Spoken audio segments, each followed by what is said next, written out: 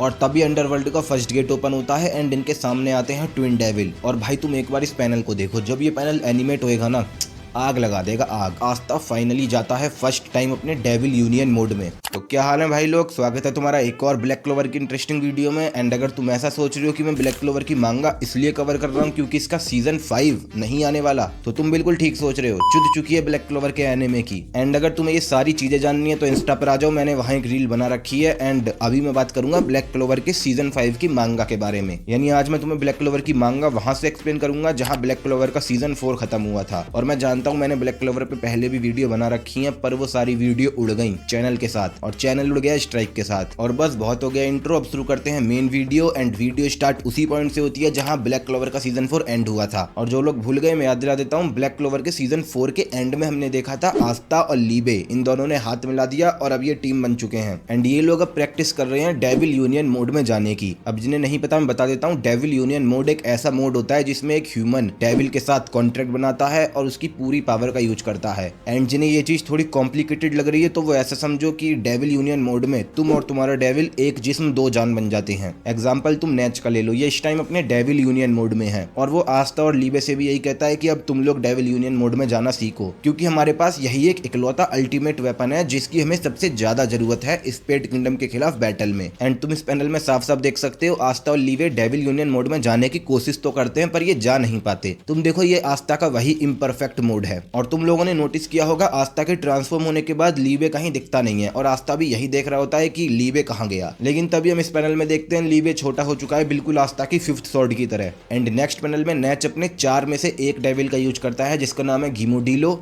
और उससे shadow soldier बनवाकर अटैक करवाता है आस्था पर। और तुम इन पैनल्स में देख सकते हो आस्था को मुश्किल हो रही होती है इन सोल्जर से लड़ते समय। एंड दूसरी तरफ हम यूनो को देखते हैं जो अकेला ट्रेनिंग कर रहा था और इसके साथ भी सीजन 4 में बहुत बुरा हुआ था। जो लोग भूल गए मैं याद दिला देता हूँ, सीजन 4 में डार्क ट्रेड का एक मेंबर आया था और इसके पूरे बेस में जितने भी मैजिक नाइट थे उन सबकी ऐसी तैसी करी उसने यूनो के साथ और कैप्टन को टांग कर ले गया। एंड इसीलिए यूनो अपने आप को ट्रेन कर रहा है ताकि वो स्ट्रॉन्ग बन पाए। एंड तभी हम लैंग्रिस को देखते हैं जो पहले गोल्डन डॉन का वाइस कैप्टन था, अब यूनो है। एंड यूनो इस बंदे को देखकर थोड़ा सा सोच में पड़ जाता है कि आखिर ये क्यों आया है, लेकिन फिर लैंग्रिस उसे बताता है कि मैं तुम्हें ट्रेन करूंगा क्योंकि तुम्हारा अपोनेंट भी स्पार्टियल मैजिक का यूज करता है। और ये उस अपोनेंट की बात कर रहा है जो इनके बेस पर आकर इन्हें ही पेल गया था। पर तभी नेक्स्ट पैनल आस्था की तरफ शिफ्ट होता है जो पूरी तरह से हार चुका है। एंड नेच उसकी एनर्जी को रीगेन कराने के लिए उन्हें एक कुकी देता है जो कि वो स्पेड किंगडम से लाया था। एंड इन्हें खाते ही आस्था और लीबे की पावर रिकवर हो जाती है एंड ये बैटल के लिए दोबारा खड़े हो जाते हैं। और तुम देखो एक बार नेच ने बोला था डेविल यूनियन मोड में जाओ, आस्था अपने लोडू मोड में चला गया। तुम देखो यार आस्था को खुद की शर्म नहीं है, कम से कम लीबे की तो कर ले। लीबे भी यूं कह रहा है अगर मैं तेरा पार्टनर नहीं होता तो पहले तुझे ही मारता। और ये सारी चीजें नेच को पसंद नहीं आती एंड वो यूज करता है dark magic prison hunting ground का। और अब तुम देखो चारों तरफ कैसे डार्कनेस हो गई है और आस्था को या फिर मुझे या तुम्हें किसी को भी नहीं पता नेक्स्ट अटैक कहां से आ जाएगा। एंड बिल्कुल ऐसा ही होता है, नेच आस्था को बहुत बुरा मारता है। पर तभी नेक्स्ट पैनल में लीबे और आस्था इन दोनों को अपनी वजह याद आती है कि ये क्यों बैटल कर रहे हैं। एंड फिर ये दोनों एक साथ ऐसा अटैक करते हैं कि नेच का ये मैजिक ही टूट जाता है। और तभी सीन शिफ्ट होता है स्पेड किंगडम की तरफ जहां हम जेनन को देखते हैं जो एक साइंटिस्ट मॉरिस से बात करता है दांते की रिकवरी से रिलेटेड। और दांते रिकवर क्यों हो रहा है, क्योंकि सीजन 4 में आस्था और यामी ने दांते को बहुत बुरा मारा था, इतना बुरा कि ये अब तक रिकवर नहीं हो पाया। लेकिन मॉरिस ऐसा बोलता है कि ये इसे अब इस तरह से ठीक करेगा कि ये और भी जल्दी रिकवर होगा। एंड तभी पैनल वापस से आस्था और नेच पर आता है जहां आस्था और लीबे ने मिलकर नेच को हरा दिया और ये चीज नेच खुद एक्सेप्ट करता है। एंड अब नेच आस्था से कहता है कि मुझे जाना होगा स्पेड किंगडम की रेड पर। आस्था बोलता है मैं भी चलूंगा। नेच बोलता है नहीं तुम यहीं रुको, ट्रेनिंग करो, मैं यहाँ घीमोडीलो को छोड़ जाऊंगा जो कि शैडो मैजिक से शैडो सोल्जर क्रिएट करता रहेगा और तुम उसे हराकर ट्रेनिंग करते रहना। जिससे आस्था थोड़ा सा उदास होता है, इसलिए नेच उसे मोटिवेट करता है। बोलता है मैं हमेशा अपने शैडो मैजिक से तुम सारे ब्लैक बुल्स को देखता आया हूँ और तुम हमेशा से ठीक थे। एंड ऐसे ही मोटिवेटेड वाली बात कहता है 3-4 और। एंड ऐसे ही वो आस्था को मोटिवेट कर छोड़ जाता है ट्रेनिंग करने के लिए और पहुंच जाता है रेड पर। और तुम इस पैनल में साफ साफ देख सकते हो कि क्लोवर किंगडम से ज्यादा लोग नहीं जा रहे स्पेड किंगडम में, कुछ ही लोग जा रहे हैं जो स्ट्रॉन्ग हैं। एंड जैसे ही नेच इनसे मिलता है तो फुगोलियन पूछता है कि आस्था कहाँ है। नेच बोलता है वो ट्रेनिंग कर रहा है और जब उसकी जरूरत होगी वो आ जाएगा। पर तभी हम इनके बीच में देखते हैं लॉर्ड सेक्के को जो बहुत ज्यादा डरा हुआ था रेड पर जाने के लिए। एंड बाकी के मैजिक नाइट भी यही सोच रहे थे कि ये यहाँ क्यों आ गया। पर तभी हम इसके कैप्टन को देखते हैं यानी ब्लैक मैंटिस के कैप्टन जैक को देखते हैं जो बोलता है मुझे नहीं पता तुम यहाँ क्या कर रहे हो, लेकिन अगर यहाँ आ गए हो तो सीरियस रहना। पर तभी हम नेच को देखते हैं जो सिक्के के पीछे आकर बोलता है कोई बात नहीं, ये सही समय आने पर अपने आप को सेक्रीफाइस कर देगा लोगों को बचाने के लिए। और अब तुम सिक्के का रिएक्शन देख सकते हो जिसकी पूरी तरह से फट चुकी है। और फिर नेच अपने शैडो कॉरिडोर का यूज करता है और एक गेट ओपन करता है डायरेक्ट स्पेड किंगडम में जाने वाला, जिससे ये सारे के सारे मैजिक नाइट स्पेड किंगडम पहुंच जाते हैं। एंड तभी हमें इन मैजिक नाइट के प्लान के बारे में बताया जाता है। तुम इस पैनल को देखो, ये वो स्पेल है जिससे अंडरवर्ल्ड का गेट ओपन होगा और सारे के सारे डेविल अर्थ पर आ जाएंगे। एंड इस स्पेल को एग्जीक्यूट करने के लिए डार्क ट्राइड के तीनों मेंबर को लोकेशन पे पहुंचना है एंड बीच में रखना है यामी और विलियम को। और इस रिचुअल का नाम है the advent of Qliphoth. And इन लोगों का प्लान भी सिंपल है, ये टीम में जाएंगे और सारे के सारे डार्क ट्राइड के मेंबर को मारेंगे और ये जितने डार्क ट्राइड के मेंबर को हराते रहेंगे एडवेंट ऑफ क्लीफोथ यानी इस रिचुअल की स्पीड उतनी ही कम होती रहेगी। और अगर एक बार इन्होंने तीनों मेंबर्स को हरा दिया तो ये एडवेंट ऑफ क्लीफोथ ये रिचुअल वहीं रुक जाएगा। और तुम इन पैनल्स में देख भी सकते हो सारे के सारे मैजिक नाइट अपना रोल बखूबी निभाते हैं और वही काम करते हैं जो इन्हें दिया गया है। एंड तभी एंट्री होती है मैरियोलियोना की जो थैंक यू बोल रही थी नेच से। और फिर हमें एक फ्लैशबैक दिखाया जाता है। तुम देखो मैरियोलियोना लावा में नहा रही है और नेच उसी वक्त पहुंचता है। एंड मैरियोलियोना नेच के आगे बिल्कुल वैसे ही आ जाती है उसे फैन सर्विस देती हुई। पर नेच हमारा सिग्मा है, वो बोलता है अरे नहीं कपड़े पहन लो फिर बात करते हैं। और फिर नेच इसे स्पेड किंगडम की रेड के लिए मनाता है और बोलता है तुम वहां आओगी तो तुम्हें मजा जरूर आएगा। एंड इस चीज पर मैरियोलियोना राजी होती है। एंड तभी हम देखते हैं वो एक स्पेल का यूज करती है हेल फायर इनकारनेट और बोलती है मैं इस लेजेंड को हराऊंगी। डीमन मैरियोलियोना को मारने की कोशिश करता है, मैरियोलियोना बार बार बचती है और तुम देखो वो इतना खतरनाक पंच मारती है डीमन के कि डीमन भी लड़खड़ा जाता है। और बाकी के जो आसपास के लोग थे यानी जो किंगडम के लोग थे वो मैरियोलियोना को देखकर यही बोल रहे थे कि ये कैसी पावर है, क्या ये एक मैजिक नाइट है। एंड फिर हमें ये पैनल दिखाया जाता है जिसमें हम देखते हैं डार्क ट्राइड के मेंबर के आगे कुछ मैजिक नाइट पहुंच चुके हैं। सबसे पहली बैटल हमें जेनन की दिखाई जाती है जिसके आगे यूनो और लैंग्रिस थे।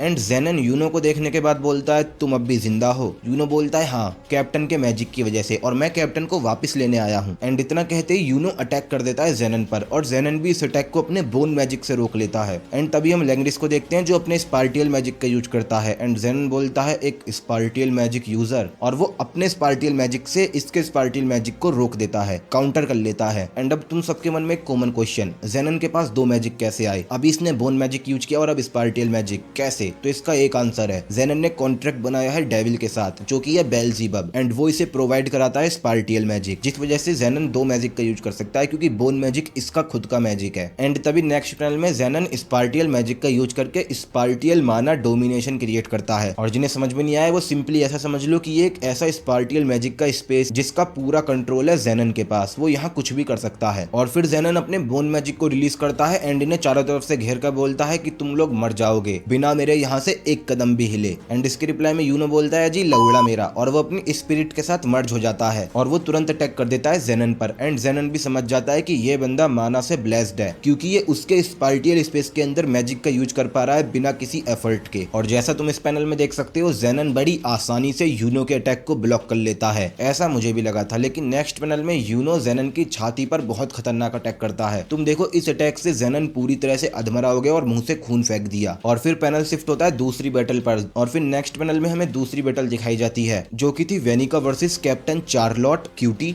और ये झाटू रिल। और तुम देखो वेनिका कैसे इन्हें पोक कर रही है, वो कहते हैं ये इंट्रूडर आ गए, मुझे लगी थी नोएल आएगी, वो स्ट्रॉन्ग है। एंड फिर वो अपने चेले चपाटों से बोलती है कि जाओ इन्हें मारो। एंड चेले बिल्कुल वैसा ही करते हैं, एक फायर मैजिक का यूज करता है, एक विंड का यूज करता है और मिलकर अटैक करते हैं कैप्टन चार्लोट पर। एंड कैप्टन चार्लोट अपने ब्रेयर मैजिक से इस अटैक को इजीली ब्लॉक कर देती है। एंड तभी हम कैप्टन चार्लोट को देखते हैं जो अपने मन में ही बोल रही थी कि इसकी वजह से मैं अपने पूरे मैजिक का यूज नहीं कर पाती। एंड मुझे डाउरी या फिर डॉफी जो भी इसका नाम है सपने दिखाने वाली कैप्टन का, इसने मुझे अच्छी तरह से समझाया कि कर्स को कैसे ब्रेक किया जा सकता है और कर्स में होकर अपने ट्रू मैजिक का यूज कैसे किया जा सकता है। एंड जैसा हमें पता है सीजन 4 में इसने बहुत ज्यादा ट्रेनिंग करी थी जिस वजह से इसने अपने ट्रू मैजिक को अचीव कर लिया। और फिर हमें इसकी भी एक बहुत ब्यूटीफुल ट्रांसफॉर्मेशन दिखाई जाती है जिसका नाम है the queen of Briar. And transformation में आने के बाद ये बोलती है कि अब मैं अपने पूरे मैजिक का यूज कर सकती हूँ और रेड एंड ब्लू रोजेस का एक साथ यूज कर सकती हूँ। और तुम लोग अब रिल का रिएक्शन देख सकते हो जो यही कह रहा था कि कैप्टन चार्लोट बिना फुल फुल पावर के कैप्टन बन गई। और कैप्टन चार्लोट अपने मन में कह रही थी कि मैं तुम्हें बचाऊंगी यामी, और इसे ये बताओ कि वहाँ विलियम भी है, उसे कौन बचाएगा। एंड फिर हम वेनिका का रिएक्शन भी देख सकते हैं जो बोलती है मुझे एक बेहतरीन अपोनेंट मिल गया, चलो लड़ते हैं। और बिना बैटल दिखाए पैनल दोबारा से शिफ्ट हो जाता है दांते की तरफ, जिसके सामने खड़े थे जैक और नेच। एंड तुम देखो जैक ने दांते पर कितने सारे स्लैश अटैक किए हैं, पर दांते बार बार रीजनरेट हो रहा था। और दांते इनसे बोलता भी है कि एंटी मैजिक के अलावा मुझे और कोई चीज हर्ट नहीं कर सकती। एंड जिन्हें नहीं पता मैं बताता हूँ, इस बंदे ने कॉन्ट्रैक्ट करा है द किंग ऑफ डेविल लूसीफेरो से, और ये उसी के ग्रेविटी मैजिक का यूज करता है हल्का सा, जिससे ये दोनों जमीन पर गिर जाते हैं। लेकिन जैसा हमें पता है नेच के पास भी 4 डेविल हैं, एक आस्था के पास छोड़ रखा है, तो अभी 3 है, जिनमें से वो एक का यूज करता है जिसका नाम है स्लेटोस। और अब ये इस ग्रेविटी मैजिक में भी खड़ा हो पा रहा था इजीली, क्योंकि अब ये चले जाता है अपने एक डेविल के साथ डेविल यूनियन मोड में, जो इसे अल्टीमेट डिफेंस या फिर टफनेस की एबिलिटी प्रोवाइड करता है। और दांते भी एक्साइटेड हो रहा था कि एक और डेविल होस्ट, अब मजा आएगा इसे मारने में। लेकिन दूसरी तरफ हम नेच को देख सकते हैं जो जैक को पोक करता है, बोलता है तुम कैप्टन हो, ऐसा लगता है कि तुम्हारी सिर्फ हाइट और नाम ही बड़ा है, काम बड़े नहीं है, और हमेशा फालतू बकवास करते रहते हो, लेकिन तुम्हारी स्किल किसी काम की नहीं। और जैक अपने मन ही मन में बोल रहा था कि एक बार खड़े होने दे, सबसे पहले तुझे ही मारूंगा। एंड तभी हम दांते को देखते हैं जो नेच पर एक पंच मारता है और बोलता है मुझे इग्नोर मत करो। एंड नेच उस पंच को ब्लॉक करता है और दांते पर किक मारता है एंड बोलता है तुझे दिख नहीं रहा, मैं अभी कैप्टन से बात कर रहा हूँ। और तुम अब दांते का रिएक्शन देखो, ये कितना ज्यादा खुश हो रहा है क्योंकि इसे एक बेहतरीन अपोनेंट मिला है, ये इसे भी पेलेगा। एंड दूसरी तरफ हम जैक को देखते हैं जो एक फ्लैशबैक को याद कर रहा होता है, जिसमें वो और उसके फादर हंटिंग के लिए जाते हैं। एंड उसके फादर बोलते हैं कि तुम्हारा मैजिक हंटिंग के लिए एकदम परफेक्ट है। पर एक दिन उसके फादर को एक बियर मार देता है, जिसका कुछ टाइम बाद सामना होता है जैक से। एंड जैक उसे अपने स्लैशेस से मार देता है और फाइनली वो ज्वाइन करता है मैजिक स्क्वाड। एंड तभी हमें ये पैनल दिखाया जाता है जिसमें दांते जैक पर अटैक करता है, पर नेच जैक को बचा लेता है। और फिर फाइनली अपना जंगली जैक उठता है और सबसे पहले वो नेच की शील्ड को काटता है और फिर वो दांते को मारता है। और तुम एक बार इस पैनल को देखो, जैक के शरीर के हर हिस्से से स्लैशेस निकल रहे थे एंड वो बहुत सारे ब्रूटल अटैक करता है दांते पर दांते अपनी रीजनरेशन एबिलिटी के कारण यही बोल रहा था कि जितने चाहे उतने अटैक कर लो, एक इंसेक्ट कभी मुझे नहीं मार सकता। पर फिर हमें ये पैनल दिखाया जाता है जिसमें जैक ब्रूटली मारता है दांते को और दांते की फट जाती है। एंड तुम नेच का रिएक्शन भी देख सकते हो जो बोलता है कि मैंने तुम्हें अंडर एस्टिमेट किया था। और मौके का फायदा उठाकर नेच तहकीकात करने की सोचता है और अपने दूसरे डेविल से कहता है कि जाओ जाकर देखो। एंड वो चले जाता है यूनियन मोड में अपने उसी दूसरे डेविल के साथ, जिससे उसे एबिलिटी मिलती है कहीं भी देखने की अपने शैडो मैजिक से। और वो इसी स्पेल का यूज करता है जिसका नाम है shadow magic heaven shadow second side. और उसे पता पड़ता है कि एडवेंट ऑफ क्लिफोथ की स्पीड कम होने की बजाय तेज और हो गई, क्योंकि जो मॉरिस है वो भी एक डेविल होस्ट है द किंग ऑफ डेविल का। और तभी अंडरवर्ल्ड का फर्स्ट गेट ओपन होता है एंड इनके सामने आते हैं ट्विन डेविल, जो कि अपने एक एक अटैक से नेच और जैक को बहुत पीछे फेंकते हैं। और जिन्हें नहीं पता मैं बता देता हूँ, ये हाईएस्ट रैंक के डेविल हैं जिनका नाम है नमहा और लिलिथ। एंड ये दोनों devil he one of the strongest magic का यूज करते हैं। एक के पास है हेल फायर, दूसरे के पास है हेल आइस। और फर्स्ट गेट ओपन होने से सिर्फ यही दोनों नहीं आए, बल्कि और भी बहुत सारे डेविल्स आए हैं। तुम ऐसा कह सकते हो कि डेविल्स की पूरी आर्मी आ गई, जो कि लो रैंक के डेविल हैं। एंड इस फर्स्ट गेट के खुलने का ये तो सिर्फ पहला एडवांटेज है। दूसरा एडवांटेज है कि ये तीनों डार्क ट्राइड के मेंबर अपने फुल यानी 100% मैजिक का यूज कर सकते हैं, वो भी डेविल कॉन्ट्रैक्ट के साथ, जो कि तुम इस पैनल में देख भी सकते हो, जिससे इन्हें नई ट्रांसफॉर्मेशन मिलती है। एंड इस ट्रांसफॉर्मेशन के बाद दांते जैक को मारता है, वेनिसा चार्लोट को मारती है और जेनन यूनो को मारता है। एंड तभी पैनल क्लोवर किंगडम की तरफ जाता है। एंड जैसा मैंने तुम्हें बताया था, 2 एंशिएंट डीमन थे, एक से लड़ रही है मैरियोलियोना और दूसरा आ जाता है क्लोवर किंगडम में, जो कि हर तरफ तबाही मचा रहा था। एंड क्लोवर किंगडम में अभी कोई भी ऐसा मैजिक नाइट नहीं है जो इस डीमन को हरा सके। और तुम इन पैनल्स में देखो, ये सारे के सारे छोटे मोटे मैजिक नाइट मिलकर अटैक करते हैं डीमन पर, लेकिन डीमन को घंटा फर्क नहीं पड़ता। एंड तभी एंट्री होती है देमनातियों की, जो अपने स्केल मैजिक का यूज करता है एंड डीमन की पावर को थोड़ा सा कम करता है और अपने विजार्ड किंग को दोबारा से अडल्ट बना देता है। मतलब वो बच्चे बन गए थे ना, वो दोबारा से अडल्ट बन जाते हैं। और तुम इस पैनल में देख सकते हो विजार्ड किंग कैसे अपने टाइम मैजिक से डीमन के अटैक को रोकते हैं। एंड बस इनका टाइम यहीं खत्म, ये फिर से किड बन जाते हैं। एंड ये चीज बिल्कुल अनएक्सपेक्टेड थी, ना विजार्ड किंग ने और ना ही देमनातियों ने सोचा था कि ऐसा होगा। पर तभी हम डीमन को देखते हैं जो बहुत बड़ा और बहुत खतरनाक अटैक करने वाला था। एंड सब लोग यही सोच रहे थे कि उनका चैप्टर क्लोज। लेकिन तभी वहां आस्था की एंट्री होती है, जो अपनी फर्स्ट स्वॉर्ड से एंटी मैजिक रिलीज करता है एंड इस अटैक को नलीफाई कर देता है। एंड स्पेड किंगडम में हम जेनन को देखते हैं जो यूनो को पोक करते हुए बोलता है कि तुम्हारा किंगडम खत्म होने वाला है, वहां एक एंशिएंट डीमन पहुंच चुका और तुम्हारे सारे स्ट्रॉन्गेस्ट मैजिक नाइट यहाँ है, इसका मतलब वहां सब कुछ तबाह हो जाएगा। जिसके रिप्लाई में यूनो बोलता है कि नहीं,